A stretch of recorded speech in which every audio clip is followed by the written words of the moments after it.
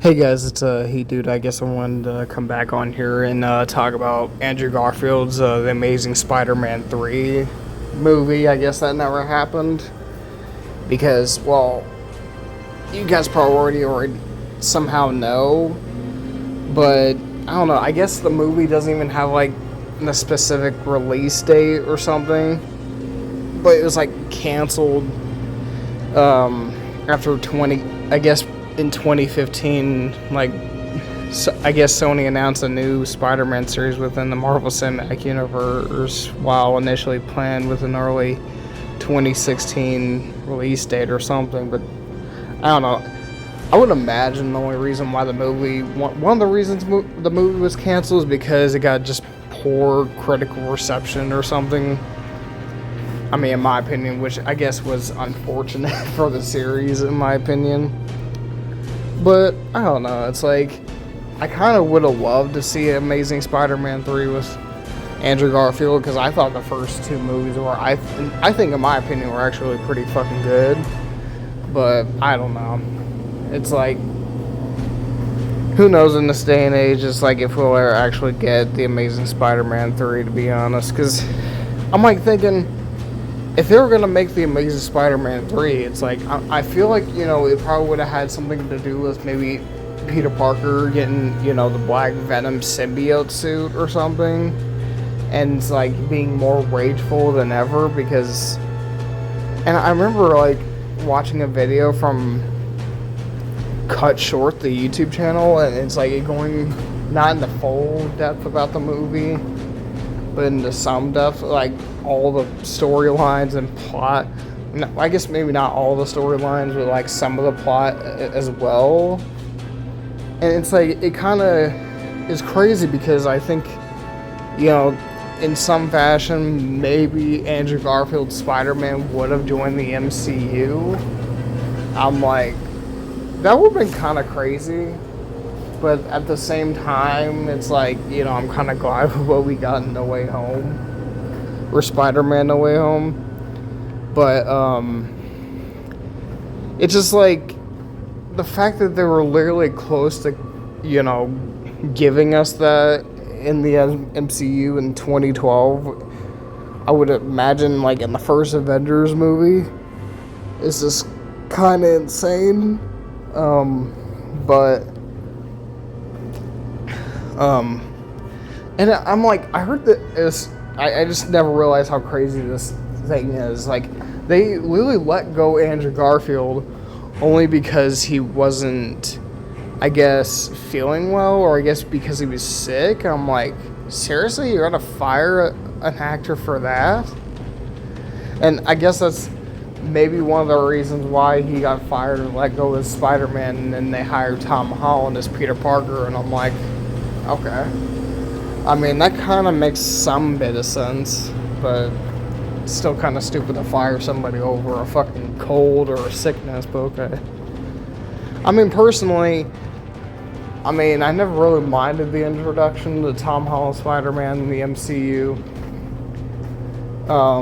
Because, they really didn't go into too much detail about it in Captain America Civil War.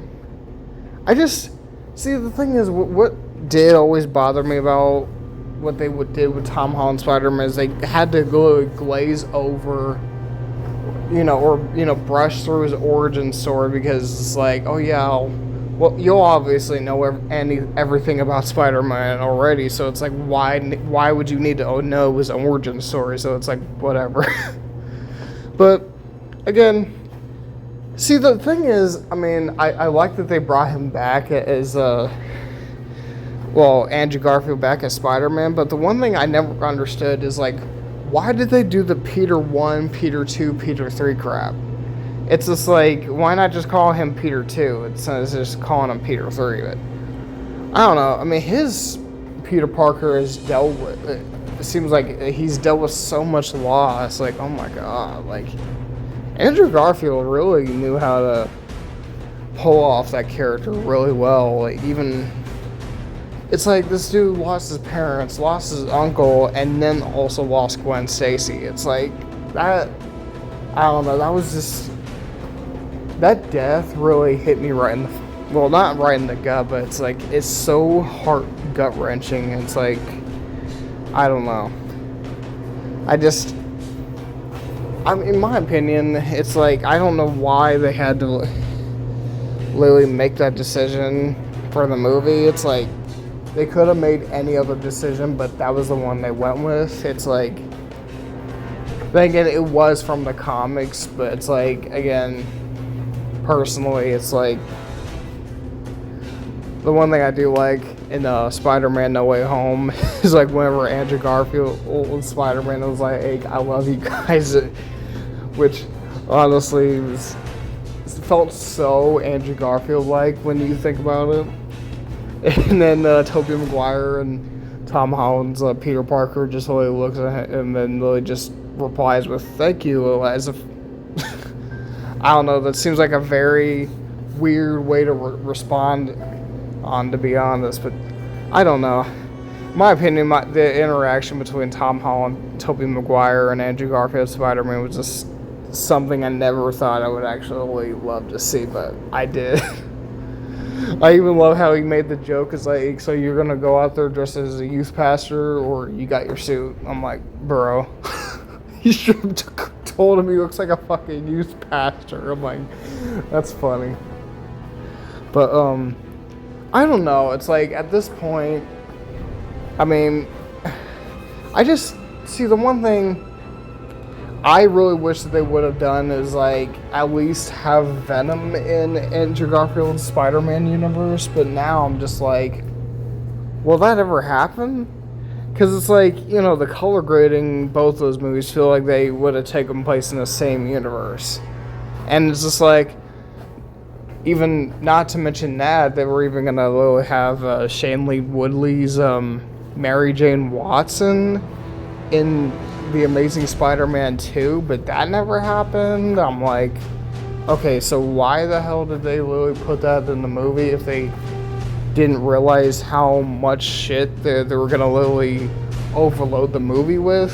It's like, I don't know, because they literally just did that for the movie, but then they didn't put it in the movie, or they didn't leave it in the movie. So it's like, what was really even the point then? It's like, I think she would have been a perfect Mary Jane Watson, but I guess whatever. And I guess, I guess so there was like something said that, you know, Gwen Stacy was going to be revived and brought back as, I mean, I guess Spider-Gwen or Spider-Woman, and I'm like, that actually wouldn't have been too bad of an idea, but it's like, you know, just kind of brought, you know, revived from the dead, just to be brought back as a superhero. It's like, I don't know why that sounds kind of weird to me, because it's like, and like, there's even something said, like, maybe that wasn't going to happen, but they were going to bring her back as, like, maybe like a Carnage type character, only for Peter Parker to literally put her down again. I'm like, oh my god, like, that would have been a little bit much for Peter Parker, in my opinion, because, like, you had to literally see her die twice. It's like, hasn't the dude been through enough? Like, again, that seems like a little punch in the face if somebody actually wanted to just, or, you know, some people actually wanted to see Gwen Stacy actually be brought back to life. But it's like, I don't know, it just seems a bit much in my opinion. But they were even, I think there was even something said that they were going to revive Peter Parker's parents. I'm like, not to mention Captain Stacy, even his Uncle Ben. I'm like, I don't know, maybe having his family members and his friends that died in his life being brought back from the dead, doesn't that seem a little retconning? I mean, again, it's like, they had a deleted scene in there, but then they didn't leave it in the movie, so I guess they just decided, why don't we just revive all his, you know, dead loved ones? I'm like, okay, why did they do this part for the movie, but then just later on decide to have that for the story of the third movie? And it's just like, I love the part where he said, is like, where Andrew Garfield's Spider-Man was like I lost Gwen. He's like, she was my MJ. He's like, I couldn't save her. I'm never gonna forgive myself for that. Which honestly, it's like, I love that the redemption arc that they gave for Andrew Garfield's Spider-Man / Peter Parker, and it's just like, I love how he literally asked MJ if she's okay. He's like, "Are you okay?" And then starts crying, and he just nods his head yes. I'm like, that's so fucking great that Andrew Garfield pitched that. Like, that'll always be one of my favorite Spider-Man moments. And I didn't even know this, but I love how they actually straight up have posters of, because they even have one with, like, Andrew Garfield in the middle with Tom Holland and Tobey Maguire on the side, but then the others, well, one of them has Tobey Maguire's Spider-Man in the middle with Andrew Garfield and Tom Holland in the background with all the others. I'm like, who the hell made these fucking posters? I'm like, they should have had this as, like, maybe, like, the cover art for the movie or something. Like, that would have been sick as hell. Like, not to mention, they have Tom Holland Spider-Man with Tobey Maguire and Andrew Garfield in the middle, which kind of makes sense because it's Tom Holland's movie, not just Andrew Garfield and Tobey Maguire. But then again, people watch the movie for Tobey Maguire and Andrew Garfield, but I don't know. But I don't know, some of these posters I didn't realize were actually pretty fucking fire. I mean, but I don't know, I didn't even notice them until like 3-4 years later. So it's like, it's been a while since actually I watched this movie in 2022, I think of February of that month, which I completely forgot about. So yeah, I guess that's it today for me talking about Andrew Garfield's canceled The Amazing Spider-Man 3. I guess I want, just come on here and talk about it because, it's a movie I really always wanted to come out just like, Tobey Maguire Spider-Man 4, but who the fuck knows if Sony will actually man it back, actually make it. So I guess leave a comment down below if you guys want to. Subscribe, show us. You guys are. Peace out.